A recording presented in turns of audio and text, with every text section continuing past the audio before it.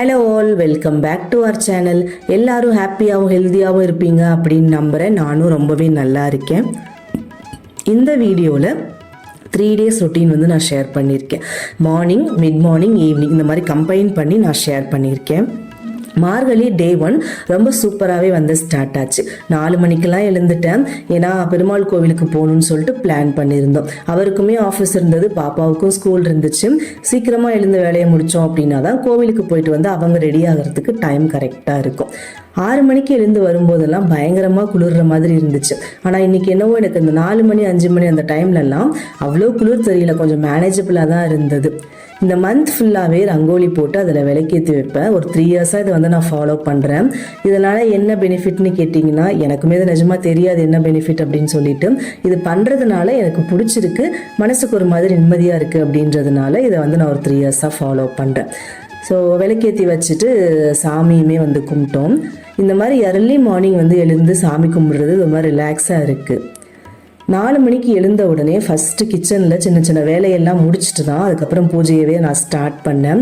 ஏன்னா ஃபஸ்ட்டு சமையலுக்கான எல்லா திங்ஸும் ரெடி பண்ணி வச்சிட்டோம் அப்படின்னா குக் பண்ணும்போது சீக்கிரமாக குக் பண்ணி முடிச்சிடலாம். அதனால் எல்லா காயுமே கட் பண்ணி வச்சுட்டு தான் வந்து நான் மற்ற வேலையெல்லாம் பார்த்துட்டு இருந்தேன். அன்றைக்கி நான் என்ன பிளான் பண்ணியிருந்தேன் அப்படின்னா, சாம்பார் பண்ணிட்டோன்னா லஞ்சுக்கும் யூஸ் ஆகும், பிரேக்ஃபாஸ்ட்டுக்கும் யூஸ் ஆகும் அப்படின்றதுனால கொஞ்சம் சாம்பார் பண்ணிவிட்டு கத்திரிக்காய் இருந்துச்சு, அதில் எண்ணெய் கத்திரிக்காய் பொரியல் பண்ணியிருந்தேன். அன்றைக்கி மொச்சை பருப்பு குழம்பு வச்சு அது கொஞ்சம் ரிமைனிங் இருந்தது. அதை அப்படியே விட்டுட்டோம் அப்படின்னா அதுவுமே வேஸ்ட் ஆகிடும். அதை வச்சுட்டு மொச்சை மசாலா தான் ரெடி பண்ணேன். அந்த மசாலா வந்து நான் எப்படி ரெடி பண்ணியிருந்தேன் அப்படின்னா, ஒரு சில்லு வந்து தேங்காய் எடுத்துக்கிட்டேன், பட்டை, கிராம்பு, பிரிஞ்சி இலை, 1 ஸ்பூன் சோம்பு, 1 ஸ்பூன் சீரகம், உங்கள் காரத்துக்கு ஏற்றாப்புல பச்சை மிளகா சேர்த்துக்கோங்க. நான் முந்திரி சேர்த்துருக்கேன், அது ஆப்ஷனல் தான், உங்களுக்கு வேணும் அப்படின்னா சேர்த்துக்கோங்க. கொஞ்சம் பொட்டுக்கடலை, அப்புறம் இதை அரைக்கும் போது 1 ஸ்பூன் கசகசை ஆட் பண்ணிக்கோங்க. அதை நான் வீடியோ எடுக்க மறந்துட்டேன். இஞ்சி பூண்டு பேஸ்ட்டு, கொஞ்சம் கருவேப்பிலை, இது எல்லாத்தையுமே சேர்த்து நல்லா ஃபைன் பேஸ்ட்டாக அரைச்சிக்கணும். பேன் வச்சுட்டு கொஞ்சமாக எண்ணெய் சேர்த்துக்கோங்க. எப்பவும் போல் தாளிக்கிற மாதிரி கடுகு, உளுத்தம் பருப்பு, கருவேப்பிலை இதெல்லாம் போட்டுட்டு 2 பெரிய வெங்காயம் நான் ஸ்லைஸ் பண்ணி வச்சுருக்கேன், அதையுமே சேர்த்து நல்லா வந்து வதக்கிக்கோங்க. நல்லா வதங்கினதுக்கு அப்புறமா நம்ம பருப்பு, அதுக்கப்புறம் மசாலா எல்லாம் ஆட் பண்ணிக்க போகிறோம். நான் பருப்பை ஆல்ரெடி 4 விசில் விட்டு வேக வச்சு எடுத்து வச்சுருக்கேன். பருப்பை சேர்த்துட்டு கொஞ்சம் மஞ்சத்தூள், உப்பு இதை சேர்த்து கொஞ்சம் நேரம் வதக்கிக்கோங்க. ஒரு 3 minutes இருந்தால் போதும். அதுக்கப்புறம் நம்ம ரெடி பண்ணி வச்சுருக்கிற மசாலா பேஸ்ட் வந்து நம்ம ஆட் பண்ணிக்கலாம்.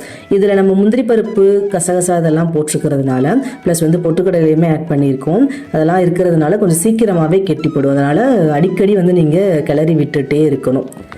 பருப்பு ஆல்ரெடி வெந்தது தான், மசாலாவோட பச்சை வாசனை போனால் மட்டும் போதும். ஆனால் ரொம்ப நேரம் குக் பண்ணணும் அப்படின்னு இல்லை, அதோட பச்சை வாசனை போயிடுச்சு அப்படின்னா அவ்வளோதான், அது ரெடி ஆகிடுச்சு. ஸோ இந்த அளவுக்கு கட்டிப்பட்டதுமே நான் எடுத்து வச்சுட்டேன். ட்ரை பண்ணி பாருங்கள். மாவு நைட்டு ஆட்டி வச்சுருந்தேன். மாவு வந்து இங்கே இருக்கிற கிளைமேட்டுக்கு சுத்தமாக பொங்கியே வராது. நைட்டு எப்படி வச்சனோ அதே மாதிரி தான் பகல்லையும் இருந்துச்சு. இட்லி சாப்பிட்டுட்டு அதுக்கப்புறம் கோவிலுக்கு போகலான்னு சொல்லிட்டு பிளான் பண்ணியிருந்தோம். வரும்போது சாப்பிட்டுக்கலான்னு பார்த்தா டைம் ஆகிடும் அப்படின்றதுனால சாம்பார் ஆல்ரெடி ப்ரிப்பேர் பண்ணியிருந்தேன். சரி இட்லி ஊற்றி வச்சு சாப்பிட்டுட்டோம் அப்படின்னா ஒரு பெரிய வேலை முடிஞ்சிருச்சுன்னு சொல்லிட்டு சாப்பிட்டுட்டு அதுக்கப்புறமா கோவிலுக்கு வந்து கிளம்பிட்டோம். 5th மந்த்துக்கு அப்புறம் மலை கோயிலுக்கு வந்து போகக்கூடாதுன்னு சொல்லுவாங்க. ரீசன் எனக்கு தெரியாது. அதனால இங்கே மேக்ஸிமம் வந்து மலை கோயில் தான். கீழே இருக்கிற கோயில் பார்த்து போகணும் அப்படின்னா ரொம்ப சர்ச் பண்ண வேண்டியதாக இருந்துச்சு. அப்படி தேடி பிடிச்சி ஒரு பெருமாள் கோயிலுக்கு வந்து போயிருந்தோம். எங்களுக்கு இந்த ரூட் வந்து இன்னும் ஃபெமிலியர் ஆகலை அப்படின்றதுனால மேப் போட்டு தான் போயிருந்தோம். அதுவே எங்களுக்கு இன்னும் டைம் ஆயிடுச்சு. ஸோ கோவில் வந்து சின்ன கோவில் தான், ஆனால் ரொம்ப சூப்பராக இருந்தது. நிம்மதியாக சாமி கும்பிட்டுட்டு வீட்டுக்கும் வந்துட்டோம். வந்ததுமே அவங்க 2 பேருமே ரெடியாகி கிளம்பிட்டாங்க.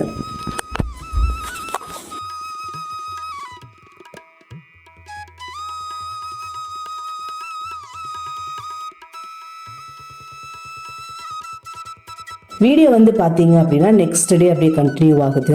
பாப்பாவோட ஸ்கூலில் கிறிஸ்மஸ் டே செலிப்ரேஷன் வருது. அதனால ட்ரெஸ் வந்து ஃபுல் ரெட்டில் நான் வாங்கியிருந்தேன். அதுக்கு ஆக்சசரிஸ் ஒயிட் அண்ட் ரெட்டில் கம்பைன் பண்ண மாதிரி வாங்கணும்னு யோசிச்சு வச்சுருந்தேன். ஃபஸ்ட்டு கடைகளில் தான் தேடினேன், எனக்கு சாட்டிஸ்ஃபைடாகவே இல்லை. ஒன்று டிசைன் ஓகேவாக இருந்துச்சு அப்படின்னா ரேட் வந்து அதிகமாக இருக்குது, ரேட் ஓகேவாக இருந்துச்சு அப்படின்னா டிசைன் சுமாராக இருக்குது. இது எனிவே ஒரு நாள் தான் வந்து போட போகிறோம், அதுக்கப்புறம் எப்போ போடுவோம் அப்படின்னு தெரியாது. அதனால் நம்மளே வீட்டில் வந்து ரெடி பண்ணலான்னு சொல்லிட்டு ஸ்டார்ட் பண்ணேன். பண்ணேன். என்கிட்ட மற்ற எல்லா கலர்லேயுமே வந்து பீடு இருந்துச்சு, அந்த ஒயிட் மட்டும் இல்லை. ஸோ ஆன்லைனில் ஆர்டர் பண்ணோம் அப்படின்னாலும் டைம் ஆகும் நமக்கு ரிசீவ் ஆகிறதுக்கு. அதனால் ஃபேன்சி ஸ்டோரில் வாங்கிக்கலாம் அப்படின்னு சொல்லிட்டு வாங்கியிருந்தேன். எனக்கு அது பேக்கெட்டில் தான் கிடச்சது. குவாலிட்டி வந்து பார்த்தீங்க அப்படின்னா அவ்வளோவா நல்லா இல்லை, செகண்ட் குவாலிட்டி தான். எமர்ஜென்சிக்காக அதை நான் வந்து யூஸ் பண்ணிக்கிட்டேன். இதுலேயே ரோப்பில் வந்து 100 பீட் இருக்கிற மாதிரி உங்களுக்கு கிடைக்கும். அது வாங்கிக்கிட்டீங்க அப்படின்னா நமக்குமே பெனிஃபிட், ப்ளஸ் வந்து குவாலிட்டியுமே நல்லா இருக்கும். ஆல்ரெடி பாப்பாவோட கை சைஸை வந்து நான் மெஷர் பண்ணி எடுத்து வச்சுருந்தேன் ஒரு த்ரெட்டில். அதை வச்சு தான் வந்து பிரேஸ்லெட் மேக் பண்ணேன். ஃபஸ்ட்டு எலாஸ்டிக்கில் எல்லா பீடுமே வந்து கோர்த்துக்கிட்டேன். இந்த எலாஸ்டிக் பொறுத்த வரைக்கும் நம்ம நாட் போடும்போது ப்ராப்பராக போட்டோம் அப்படின்னா உருவாமல் இருக்கும். ஃபர்ஸ்ட் லெஃப்ட் டு ரைட்டு, அதுக்கப்புறம் ரைட் டு லெஃப்ட்டு, இந்த மாதிரி 3 தடவை நான் நாட் போடுவேன். அந்த மாதிரி போடும்போது உங்களுக்கு நல்லா கிரிப்பாக இருக்கும். எவ்வளோ இழுத்தாலுமே கூட அது வந்து வெளியில் வராது.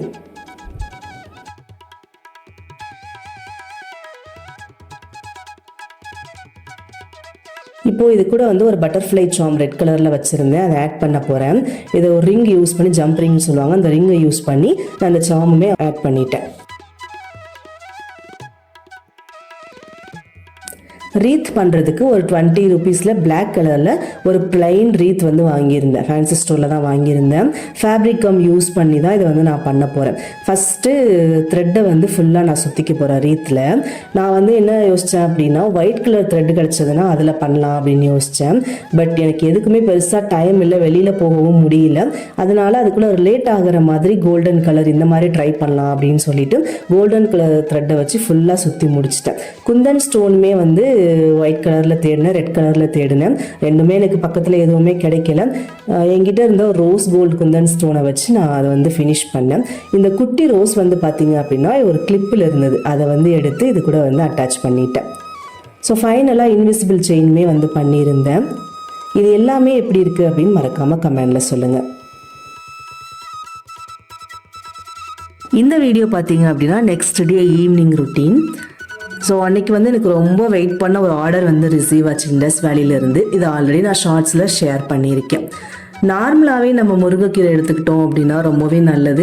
இந்த மாதிரி டைமில் ரொம்ப தேவைப்படும், ஹீமோக்ளோபின் லெவல்லாம் இன்க்ரீஸ் ஆகிறதுக்கு. ஸோ ஆனால் இங்கே கிடைக்கிறது ரொம்ப கஷ்டமாக இருக்குது. அன்றைக்கி எனக்கு எக்ஸஸாக கிடச்சிது. சரி ஓகே, கிடைச்சதை வந்து வேஸ்ட் பண்ணிடக்கூடாதுன்னு சொல்லிட்டு எல்லாத்தையும் குட்டி குட்டியாக ஒடிச்சு ஃப்ரிட்ஜில் ஸ்டோர் பண்ணி வச்சுக்கிட்டோம் அப்படின்னா டெய்லி கொஞ்சம் கொஞ்சமாக க்ளீன் பண்ணி சாப்பிட்டுக்கலாம் அப்படின்னு சொல்லிட்டு எல்லாத்தையுமே ஸ்டோர் பண்ணி எடுத்து வச்சுட்டேன். டின்னருக்கு தோசை தான் ரெடி பண்ணி வச்சுருந்தேன். ஆஃப்டர்நூன் மரவள்ளிக்கிழங்கு வந்து வந்திருந்தது, அதை வாங்கி வச்சுருந்தேன்னா அதை வச்சு தோசை பண்ணலாம் அப்படின்னு சொல்லிட்டு ஃபஸ்ட்டு மாவு எடுத்து வெளியில் வச்சுட்டு மரவள்ளிக்கிழங்கை யூஸ் பண்ணி தோசை வந்து நான் ரெடி பண்ணியிருந்தேன்.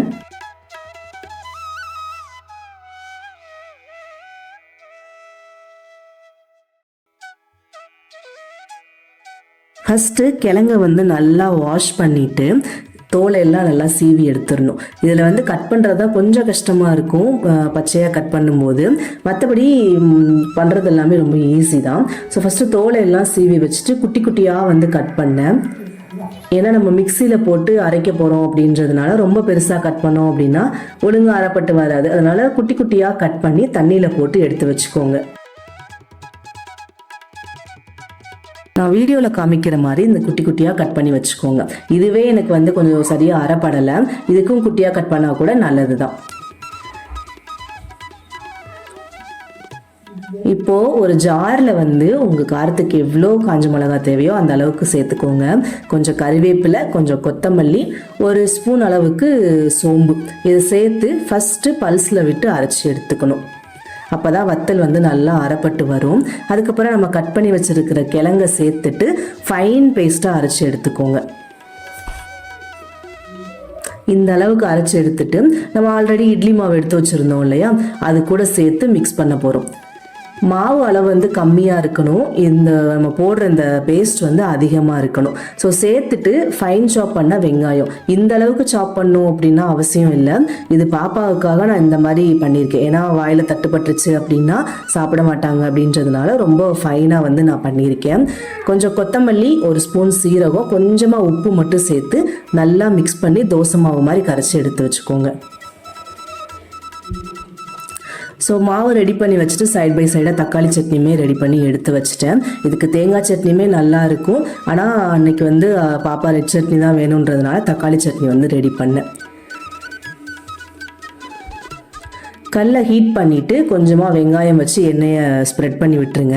இதில் வந்து என்னென்னா ரொம்ப மெலிசாலாம் தோசை ஊற்ற முடியாது, சுற்றிட்டே வரும், ஓரளவுக்கு தான் வந்து ஊற்ற முடியும். ஆனால் டேஸ்ட் வைஸ் ரொம்ப சூப்பராக இருந்துச்சு. நான் கொஞ்சம் நல்லெண்ணெய் சேர்த்து சுட்டிருந்தேன். இதில் கடலை எண்ணெய் இல்லை நெய் கூட சேர்த்து வந்து ரெடி பண்ணிக்கலாம். தோசை வந்து ரொம்ப டேஸ்ட்டாக வந்து இருந்துச்சு. நீங்களுமே ட்ரை பண்ணி பாருங்கள். பாப்பாவுக்கு இப்போல்லாம் வந்து பெட் டைமில் ஸ்டோரி சொன்னால் தான் தூங்கவே செய்கிறாங்க.